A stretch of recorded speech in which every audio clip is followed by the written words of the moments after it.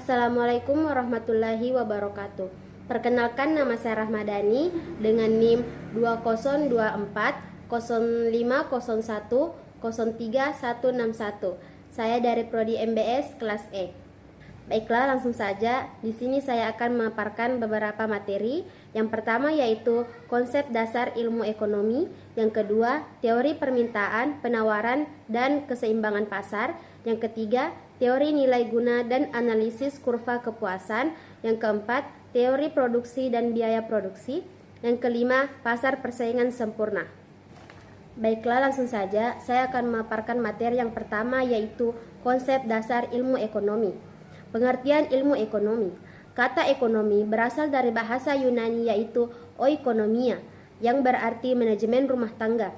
Asal kata oikos yang berarti keluarga atau rumah tangga, dan nomos yang berarti peraturan, aturan, dan hukum. Oikonomia diartikan sebagai aturan masyarakat, sebagai hukum kodrat yang menetapkan rumah tangga yang baik. Sedangkan ilmu dalam Kamus Besar Indonesia adalah suatu bidang yang disusun secara bersistem menurut metode tertentu yang dapat digunakan untuk menerangkan gejala tertentu di bidang pengetahuan itu.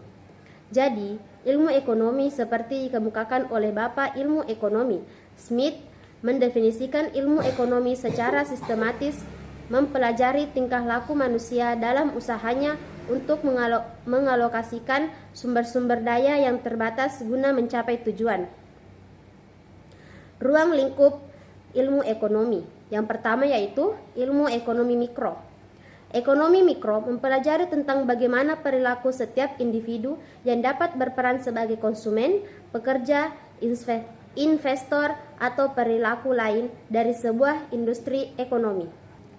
Ruang lingkup mikro ada beberapa, yaitu yang pertama interaksi di pasar barang, perilaku penjual dan konsumen, interaksi pasar faktor produksi, teori nilai guna, teori struktur pasar, elastisitas harga, industri, pasar input. Terus yang kedua yaitu tujuan mikro.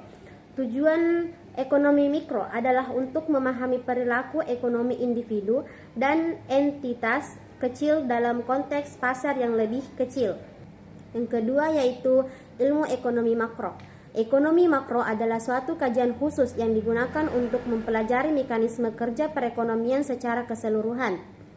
Ruang lingkup makro terbagi menjadi tiga, yaitu kebijakan fiskal, kebijakan moneter, kebijakan pertumbuhan. Terus tujuan makro. Tujuan utama ekonomi makro adalah untuk memahami dan menganalisis bagaimana berbagai aspek ini berinteraksi dan saling memengaruhi dalam skala besar. Bagian C yaitu teori ilmu ekonomi mikro dan makro. Yang pertama, teori ekonomi mikro. Ekonomi mikro adalah cabang ilmu ekonomi yang mempelajari tentang perilaku individu, rumah tangga, dan perusahaan dalam mengambil keputusan ekonomi. Yang kedua yaitu teori ekonomi makro. Ekonomi makro adalah cabang ilmu ekonomi yang mempelajari perekonomian secara keseluruhan. Bagian D, aspek-aspek dasar ilmu ekonomi. Bagian pertama yaitu kepemilikan dan distribusi kekayaan. Kepemilikan dan keempunyaan adalah kekuasaan yang didukung secara sosial untuk memegang kendali terhadap sesuatu yang dimiliki secara eksklusif dan menggunakannya untuk tujuan pribadi. Distribusi kekayaan merujuk pada bagaimana kekayaan atau harta di antara masyarakat dibagikan. Distribusi kekayaan dapat dipengaruhi oleh berbagai faktor, termasuk kebijakan ekonomi, struktur sosial, dan sistem hukum. Yang kedua yaitu pengelolaan sumber daya. Pengelolaan sumber daya merupakan proses yang kompleks dan beragam tergantung pada jenis sumber daya yang dikelola. Kesimpulannya yaitu Kamus Besar Indonesia adalah suatu bidang yang disusun secara bersistem menurut metode tertentu yang dapat digunakan untuk menerangkan gejala tertentu di bidang pengetahuan itu. Dalam konsep dasar ilmu ekonomi, permasalahan mendasar yang dihadapi oleh manusia adalah keterbatasan sumber dana sebagai alat pemenuhan kebutuhan dihadapkan pada kebutuhan yang jumlahnya tidak terbatas. Ekonomi mikro adalah ilmu ekonomi yang khusus mempelajari perilaku konsumen dan perusahaan serta penentuan harga-harga pasar dan kuantitas faktor input, barang dan jasa yang diperjualbelikan. Materi kedua yaitu teori permintaan, penawaran, dan keseimbangan pasar. Bagian A, teori permintaan dan kurva permintaan. Teori permintaan menerangkan tentang ciri hubungan antara jumlah permintaan dan harga. Beberapa penentuan permintaan. Yang pertama, harga barang itu sendiri. Yang kedua, harga barang lain yang berkaitan erat dengan barang tersebut. Yang ketiga, pendapatan rumah tangga dan pendapatan rata-rata masyarakat. Yang keempat, corak distribusi pendapatan dalam masyarakat. Yang kelima, cita rasa masyarakat. Yang keenam, jumlah penduduk. Yang ketujuh, ramalan mengenai keadaan di masa yang akan datang. Bagian B yaitu harga dan permintaan. Dalam hukum permintaan dijelaskan sifat hubungan antara permintaan suatu barang dengan tingkat harganya. Sebaliknya, makin tinggi harga suatu barang, maka makin sedikit permintaan terhadap barang tersebut. Dan C, daftar permintaan. Daftar permintaan ialah suatu tabel yang memberi gambaran dalam angka-angka tentang hubungan antara harga dengan jumlah yang diminta masyarakat. Yang D, kurva permintaan. Kurva permintaan dapat didefinisikan sebagai suatu kurva yang menggambarkan sifat hubungan antara harga sesuatu barang tertentu dengan jumlah barang tersebut yang diminta para pembeli. Adapun faktor-faktor yang mempengaruhi permintaan. Yang pertama yaitu selera, yang kedua pendapatan konsumen, yang ketiga harga barang jasa pengganti atau pelengkap, yang keempat intensitas kebutuhan konsumen. Bagian D yaitu teori penawaran dan kurva penawaran.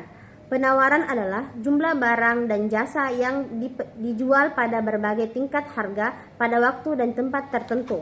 Penentu-penentu penawaran. Yang pertama yaitu harga barang itu sendiri, yang kedua harga barang-barang lain, yang ketiga biaya produksi, yang keempat tujuan-tujuan operasi perusahaan tersebut, yang kelima tingkat teknologi yang digunakan, dan keenam musim.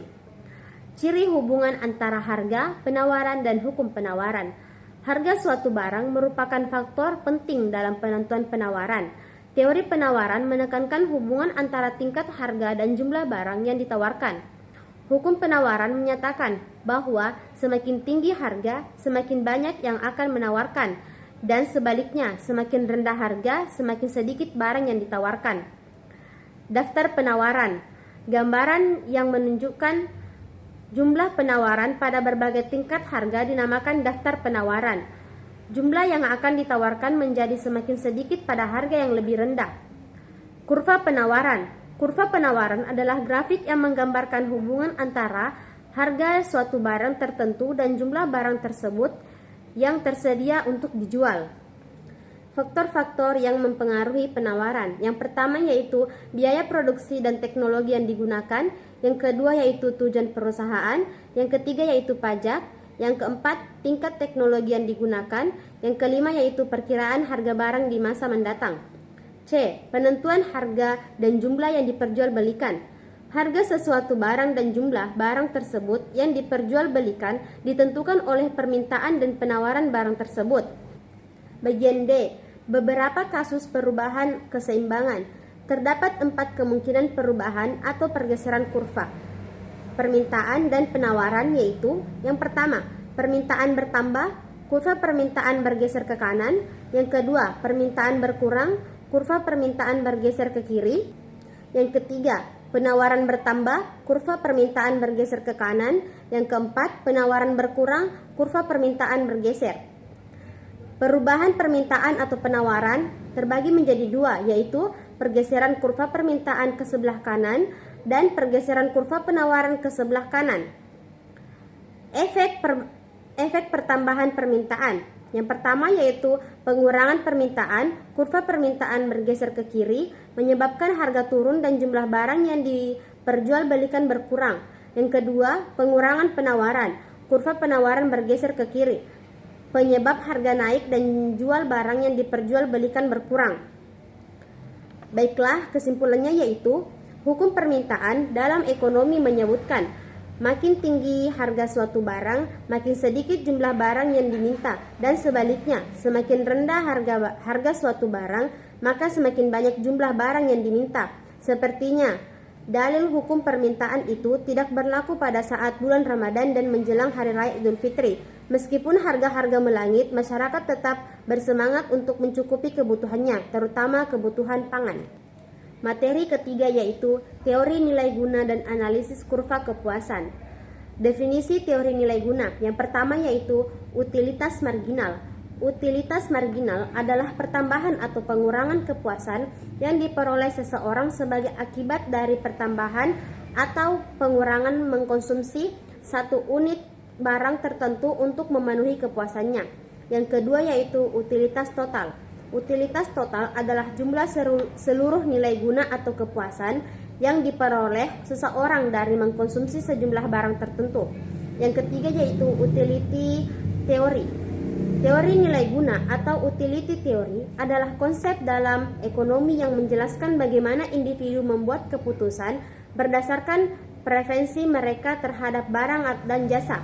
Menurut teori ini, nilai guna merujuk pada kepuasan atau manfaat yang diterima seseorang dari mengkonsumsi barang atau jasa. Ada dua bentuk utama dari teori nilai guna.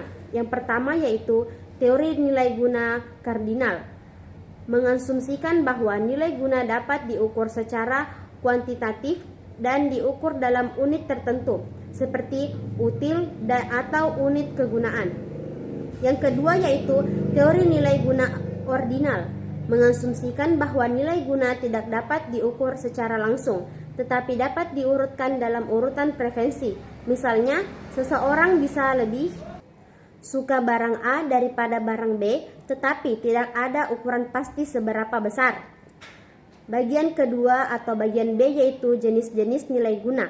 Terdapat 4 nilai guna utility yaitu sebagai berikut. Yang pertama yaitu place utility atau nilai guna tempat. Yang kedua from utility atau nilai guna bentuk. Yang ketiga time utility atau nilai guna waktu. Yang keempat possession utility atau nilai guna kepemilikan. Bagian C yaitu aplikasi teori nilai guna dalam pengambilan keputusan konsumen. Teori nilai guna atau utility teori memiliki peran penting dalam memahami pengambilan keputusan konsumen.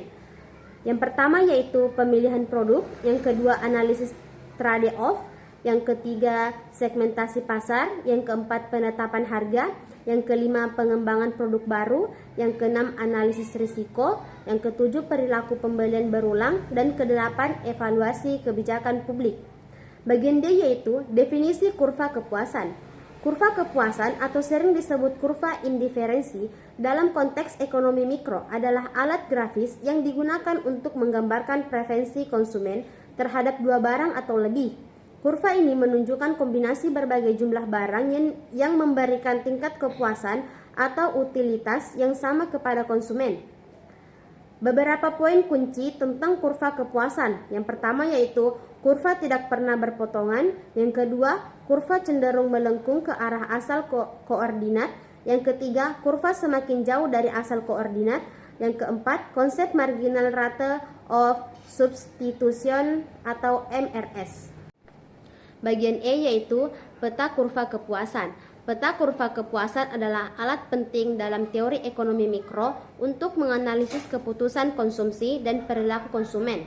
Yang pertama yaitu definisi dan fungsi, yang kedua yaitu visualisasi preferensi konsumen, yang ketiga yaitu analisis trade-off, yang keempat yaitu keseimbangan pasar, yang kelima yaitu perencanaan dan kebijakan ekonomi. Bagian F yaitu tingkat substitusi marginal. Yang pertama, definisi. Yang kedua, kemiringan kurva kepuasan. Yang ketiga, substitusi marginal yang menurun. Yang keempat, interpretasi ekonomi. Yang kelima, penerapan dalam analisis. Bagian G yaitu hubungan antara kurva kepuasan atau kurva indiferensi. Yang pertama yaitu definisi dan konsep dasar, yang kedua yaitu representasi utilitas, yang ketiga yaitu pengukuran dan perbandingan, yang keempat yaitu keseimbangan konsumsi, yang kelima yaitu pengaruh perubahan ekonomi, yang keenam preferensi dan pengambilan keputusan. Bagian H yaitu hubungan antara teori nilai guna dan analisis kurva. Hubungan antara teori nilai guna dan analisis kurva kepuasan terletak pada bagaimana keduanya menjelaskan perilaku konsumen dalam membuat pilihan untuk memaksimalkan kepuasan atau kegunaan. Berikut adalah ringkasan konsep utama hubungan antara keduanya. Yang pertama yaitu dasar teoritis, yang kedua yaitu kegunaan dan kepuasan, yang ketiga yaitu preferensi konsumen, yang keempat yaitu optimasi konsumsi, yang kelima yaitu kurva indiferen dan kegunaan marginal. Bagian I yaitu pentingnya pemahaman teori nilai guna dan analisis kurva kepuasan dalam ekonomi.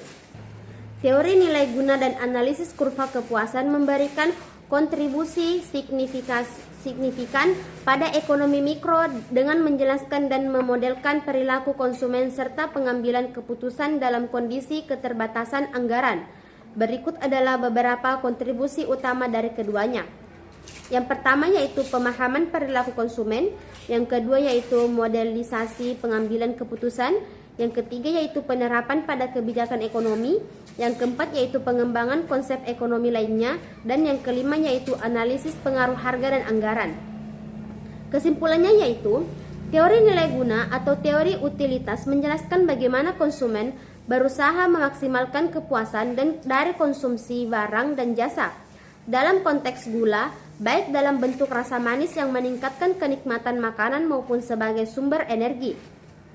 Kurva kepuasan sama atau kurva indiferen menggambarkan kombinasi barang yang memberikan tingkat kepuasan yang sama bagi.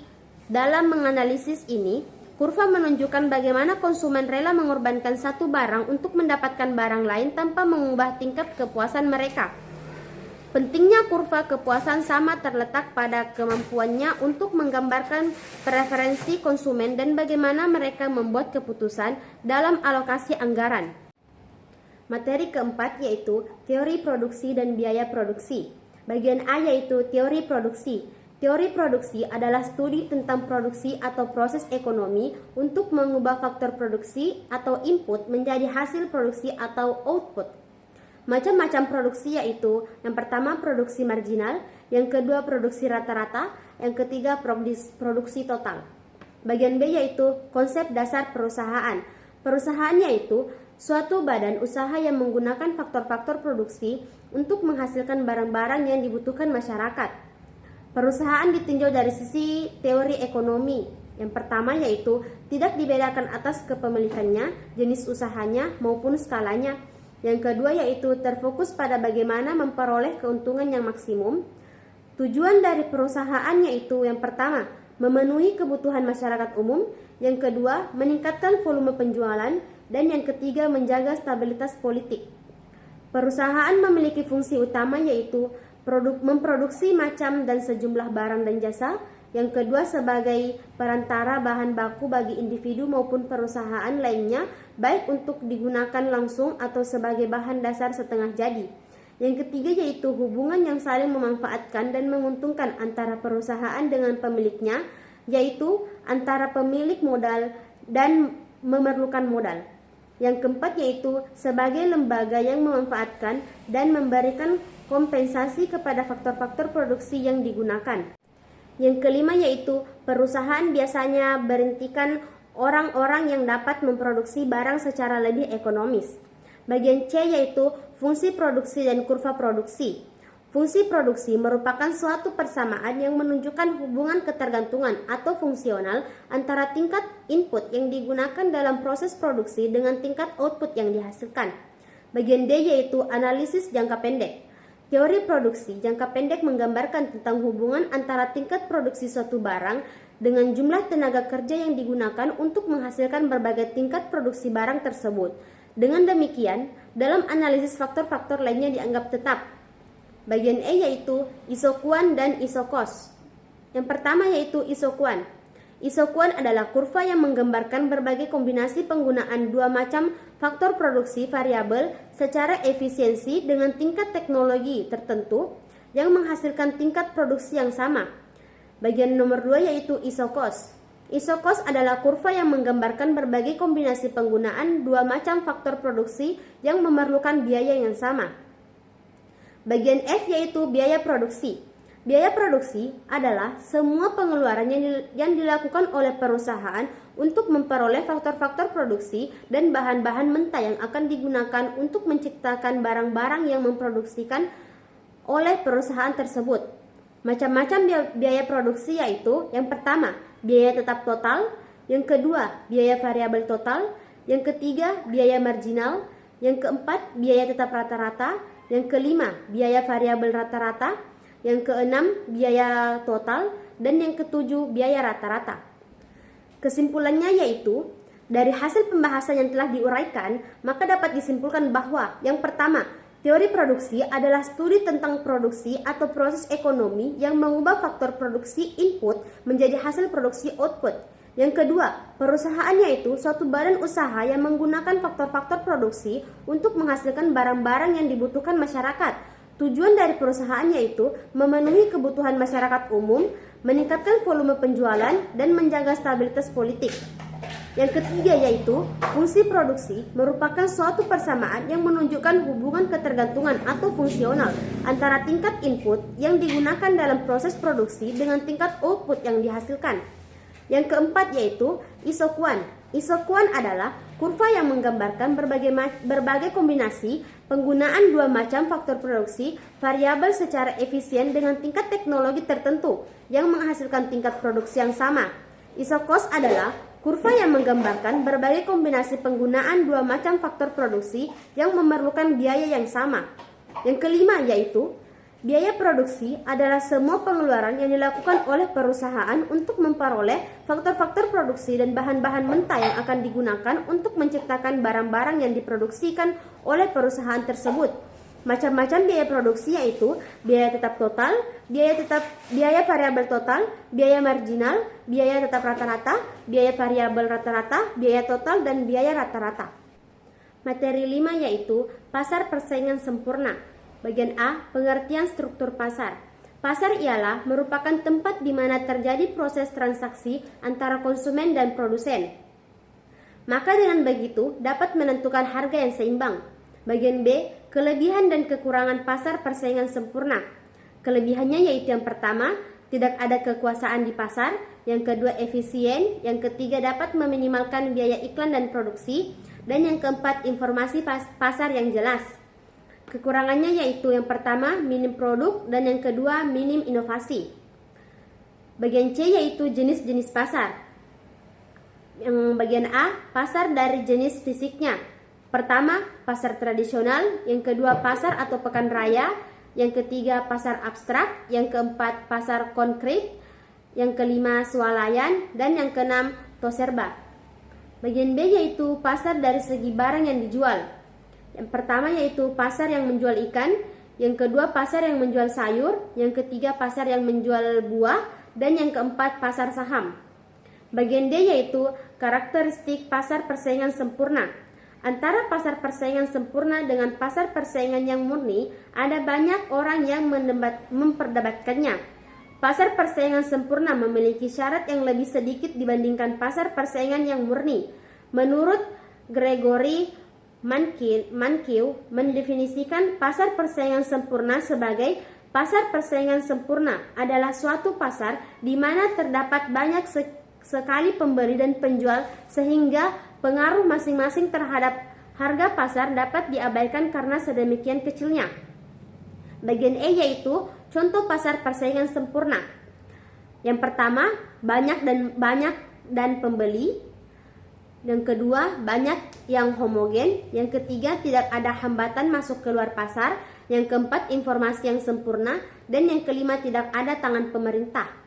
Kesimpulannya yaitu pasar persaingan sempurna adalah pasar yang terdiri atas banyak penjual dan pembeli, yang mana penjual menerima harga pasar karena output yang dihasilkan relatif kecil. Ciri-ciri untuk pasar persaingan sempurna adalah yang pertama, produk harus bersifat homogen, dan yang kedua, antar pelaku transaksi tidak ada asimetri informatikan. Itulah tadi materi yang dapat saya paparkan. Lebih dan kurangnya mohon dimaafkan. Wabillahi taufiq wal hidayah. Wassalamualaikum warahmatullahi wabarakatuh.